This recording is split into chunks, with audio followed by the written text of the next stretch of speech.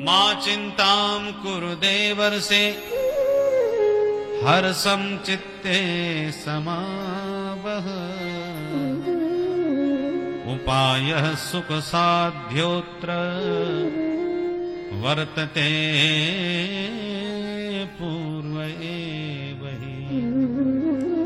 नारद जी, जिस समाधान को तुम ढूंढते फिर रहे हो वो हमारे पास है, और वो समाधान कोई और नहीं, श्रीमद्भागवतालाप सदुकीत सुखादिभिः।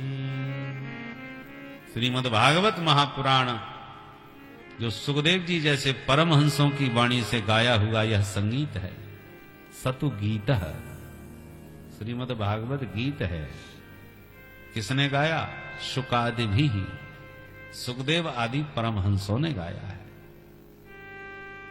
आप भी गाइए, फिर देखिए उसको सुनकर के ज्ञान वैराग्य कैसे मस्त और स्वस्थ होते हैं। सनकादिक बोले माफ करना, नारद जी बोले सनकादिकों से क्षमा करना महाराज जी, आपकी बात को जच नहीं रही। क्यों? नारद जी बोले हमने चारों वेद सुना दिए, सारी उपनिषदें सुना दी, गीता तक सुना दी, वो फायदा तो कुछ हुआ नहीं। तो भागवत में ऐसी क्या विशेषता है जिसे सुन करके वो स्वस्थ हो जाएंगे? अरे भागवत में वेदों के मंत्रों का ही व्याख्यान विस्तार से किया गया है, और वेद हम सुनाए बैठे हैं, तो हम कैसे विश्वास कर लें कि भागवत के सुनने से उन्हें फायदा होगा, जब वेदों के सुनने से कुछ नहीं हुआ। सनकादिक बोले नारद जी अब एक प्रश्न हम करें। करो महाराज। बोले ये बताओ, आम का फल खाया है? खूब खाया है। बोले रसीला आम चूसने के बाद कोई तर्क करे कि जब फल में इतना रस है तो इसके वृक्ष में कितना रस होगा। फल छोड़ो, हम तो डायरेक्ट वृक्ष ही पूरा चबाई लेते हैं। तो बोलो वृक्ष के चबाने से रस मिलेगा क्या? कभी नहीं मिलने वाला। तो क्या वृक्ष में रस नहीं होता? अरे वृक्ष में रस नहीं होता तो फल में रस कहां से आ जाता? फल तो वृक्ष से ही पैदा होता है ना। तो वृक्ष में रस तो है, पर हम और आपको रस केवल फल से ही मिलेगा, वृक्ष से डायरेक्ट नहीं मिलेगा, क्योंकि वृक्ष का रस फल में प्राप्त है। भागवत है फल और वेद है वृक्ष। निगम कल्प तरोर गलितम फलम। वेद रूपी कल्प तरुवर का श्रीमद् भागवत रूपी रसीला फल है। वेदों में जो रस है उसको समझना हम लोगों के बस की बात नहीं है, इसलिए वेदों के तात्पर्य को ऋषियों ने श्रीमद् भागवत के माध्यम से प्रकट किया है। वेदों के सार सर्वस्व रस को श्रीमद् भागवत के रूप में भर के हमको परोसा है, तो हमको जो रस मिलेगा वो भागवत से ही मिलेगा, जो वेदों का ही रस है। परंतु वेदों में डायरेक्ट हम उस रस को पाना चाहें तो बुद्धि गड़बड़ा जाएगी, वहां हमारी गति नहीं। हमको तो गैया से ही दूध मिलता है। गैया घास चरती है तो क्या घास में दूध होता है? गैया घास चरती है, भूसा खाती है, उसके बाद दूध देती है। तो घास और भूसे में दूध होता है क्या? आप भी चर के देख लो, या उसको पीस करके पिसवा करके उसमें से रस निकालो, नहीं मिलने वाला। उसी को खा करके दूध आपको बढ़िया गाय ही देगी। जितना बढ़िया खिलाओगे उतना बढ़िया दूध पाओगे। ऐसे विविध तर्कों के द्वारा समझाई बात। दूध से ही घी निकाला जाता है, पर शुद्ध घी का भंडारा चल रहा है और घी खत्म हो गया तो कोई तर्क दे चलो घी खत्म हो गया तो बाकी पूड़ी दूध में सेक लो। दूध में पूड़ी कैसे सेक जाएगी? अब कोई तर्क दे के घी भी तो दूध से ही पैदा होता है, दूध से ही घी निकाला जाता है, तो जो काम घी कर देगा वो दूध क्यों नहीं कर सकता? दूध तो उसका भी बाप है। तो तर्क कितना भी कर लो भाई, पर घी घी ही होता है और दूध दूध ही होता है। घी के द्वारा अखंड दीपक जलता है, और कोई घी की जगह दूध डाल दिया तो जैसे ही आराम हो जाएगा, दूध ही। अरे जलना तो दूर, दीपक और बुझ जाएगा। घी की बराबरी दूध नहीं कर सकता। दूध का अपना स्थान है, घृत का अपना। ऐसे करके समझाया तो नारद जी का भ्रम दूर हो गया, और हाथ जोड़ के बोले भैया आज मैं समझ गया आप जैसे संतों का सत्संग सुने बिना शास्त्रों का स्वरूप समझ में नहीं आता। वेद पुराण उदधि धन साधु। वेद पुराण तो समुद्र है, समुद्र में पानी तो बहुत होता, परंतु आप पीना तो दूर आचमन भी नहीं कर पाओगे, इतना खारा होता है। पानी बहुत है पर प्यास नहीं बुझेगी, आचमन तक करना मुश्किल हो जाएगा। पर उसी सागर के जल को मेघ भर के लाते हैं, आकाश में छाते हैं, और फिर जब बरसाते हैं तो वही पानी मेघ मंडलों से देने के बाद बड़ा मधुर हो जाता है, स्वादिष्ट हो जाता है, ग्राह्य हो जाता है। प्रेम से चकाचक पियो, पानी वही है। ऐसी वेद शास्त्र हैं समुद्र, और संत और विद्वान हैं मेघ, जो इन शास्त्रों से ही सूत्रों को समझते हैं, उन पर चिंतन और विचार करते हैं, और फिर प्रवचनों के द्वारा परोसते हैं। तो प्रवचन सुन करके तो सबको समझ में बात आती है, पर शास्त्रों को डायरेक्ट पढ़ने लग जाओ तो कईयों की बुद्धि गड़बड़ा जाती है। कई लोग हमारे ग्रंथों के पन्ने फाड़ फाड़ के जलाने लगे, इसमें नारी निंदा है, इसमें ये है और वो है। बुद्धि खराब तुम्हारी है भाई, तुम समझ नहीं पा रहे और दोष शास्त्रों को दे रहे हैं। ऐसी स्थिति में शास्त्रों को ऐसे लोगों को पढ़ना ही नहीं चाहिए, ऐसे लोगों को प्रवचन सुनना चाहिए सिद्ध संत विद्वानों के, जो शास्त्र की ही बात करते हैं पर समझ करके करते हैं, तो समझ में आती है बात। और ना समझ उसी को ग्रहण करें तो गड़बड़ा जाती है। घी सबसे पचा नहीं जाता, जो मेहनत करते हैं वो पचा जाते हैं, और बिना मेहनत के जो घी खाएंगे वो ब्लॉकेज हो जाएगा, खतरे में पड़ जाएंगे। तो घी की बुराई नहीं, पाचन तंत्र खराब है इसलिए। तो नारद जी बोले, मेरा सौभाग्य है जो आप जैसे संतों का सत्संग मुझे प्राप्त हुआ, जो बिना भाग्य के प्राप्त नहीं हो सकता। भाग्योदयन बहुजन्म समर्जितेन सत्संगमं च लभते पुरुषो यदा वै। अज्ञान हेतु कृत मोह मदान्धकार ना संविधाय हि तदोदयते विवेक। इसी का अनुवाद गोस्वामी जी ने कर दिया। बिनु सत्संग विवेक न हो, बिनु सत्संग विवेक न हो, बिनु सत्संग विवेक न हो, बिनु सत्संग विवेक न होई। राम कृपा बिनु, राम कृपा बिनु सुलभ न सो। राम कृपा बिनु सुलभ न सोई, सुलभ न सोई, सुलभ न सोई। भगवान के चरित्रों से परिपूर्ण जो सत्संग है, सत्संग का अर्थ क्या होता है? सत नाम परमात्मा का है। सत किसको कहते हैं? जिसकी सत्ता तीनों कालों में रहती हो उसको सत कहते हैं। जो आज है और कल का भरोसा नहीं वो असत, जो पहले था आज नहीं है वो भी असत, जो आज है और आगे नहीं रहेगा वो भी असत। तो सत क्या है? जो पहले भी था, आज भी है और हमेशा बना रहेगा, उसको सत कहते हैं।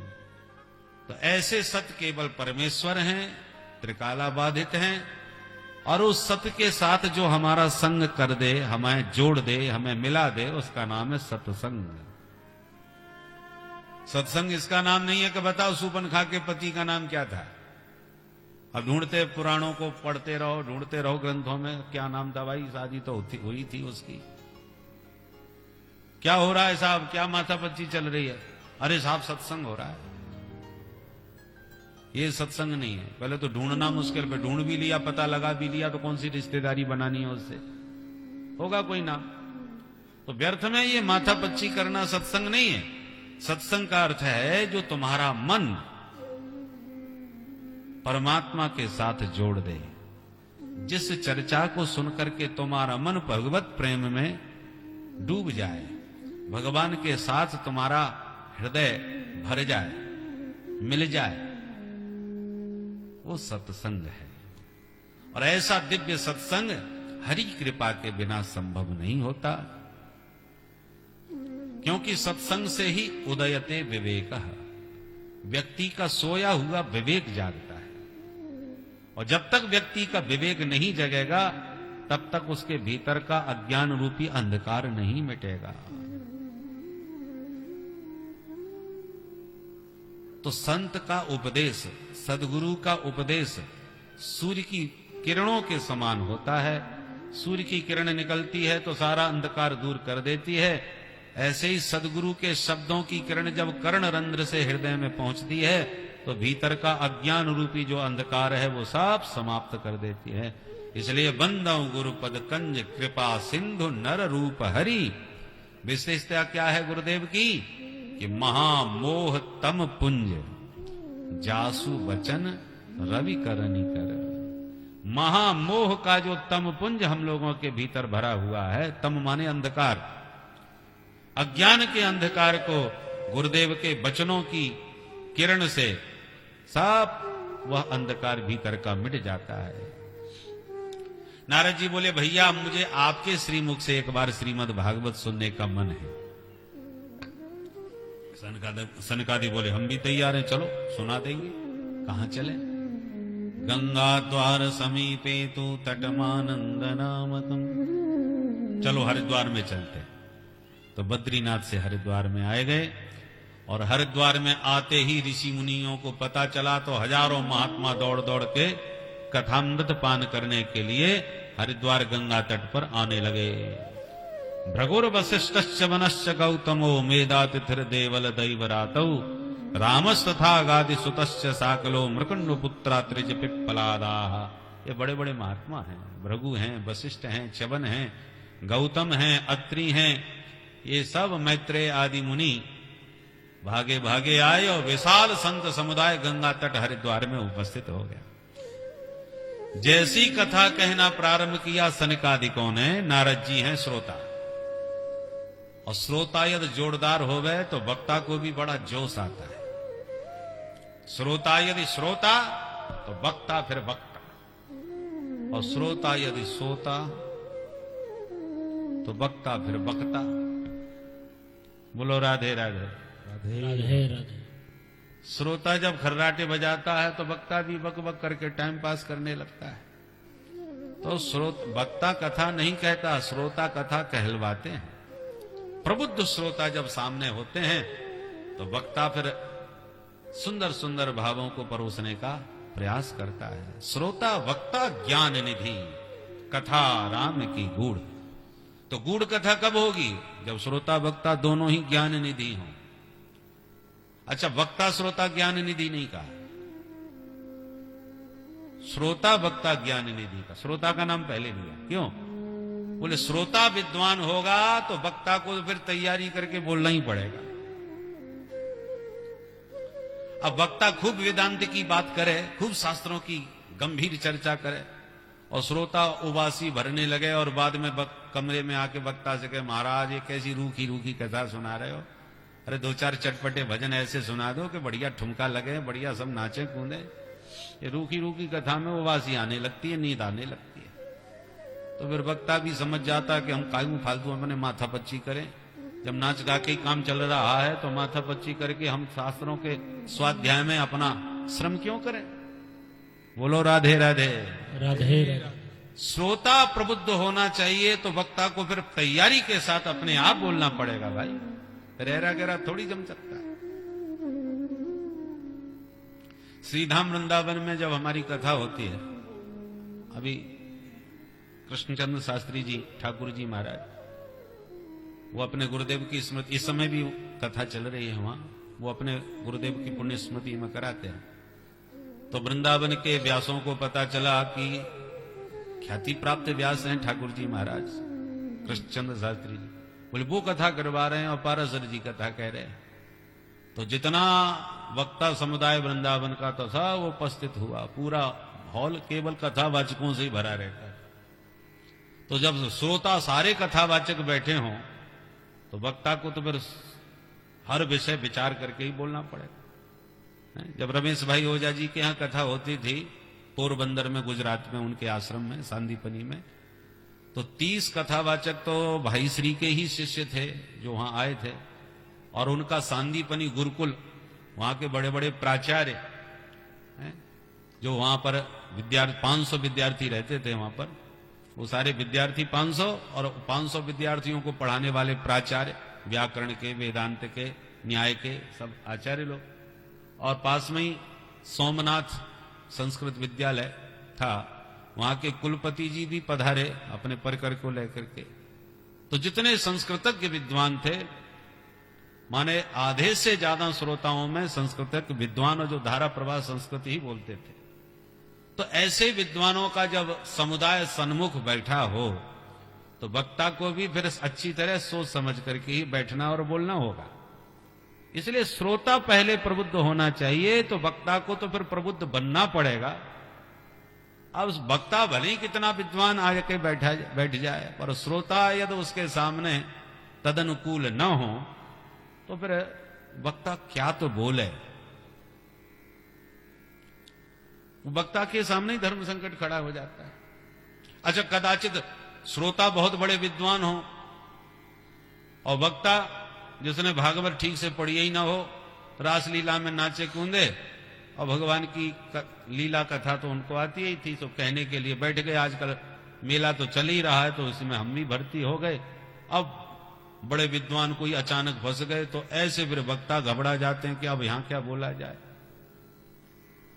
इसलिए दोनों के लिए आवश्यक है, इसलिए गोस्वामी जी ने दोनों का ही नाम लिया, पर पहला नाम श्रोता का लिया। श्रोता, उसके बाद वक्ता। श्रोता वक्ता ज्ञान निधि, दोनों ही ज्ञान के भंडार हों। और इसलिए हल्ला मचा कि कथावाचक कौन है? बोले सनक सनंदन सनातन सनत कुमार। अच्छा, कार्यक्रम कौन करा रहे हैं? बोले देवर्षि नारद। नारद जी की भूमिका है पूरे कार्यक्रम में, वही करा रहे हैं। तब तो हल्ला मच गया भैया, जब नारद जैसे आयोजक हों और सनकादिक जैसे वक्ता हों तो गजब की कथा होगी। चलो हरिद्वार में चलते हैं।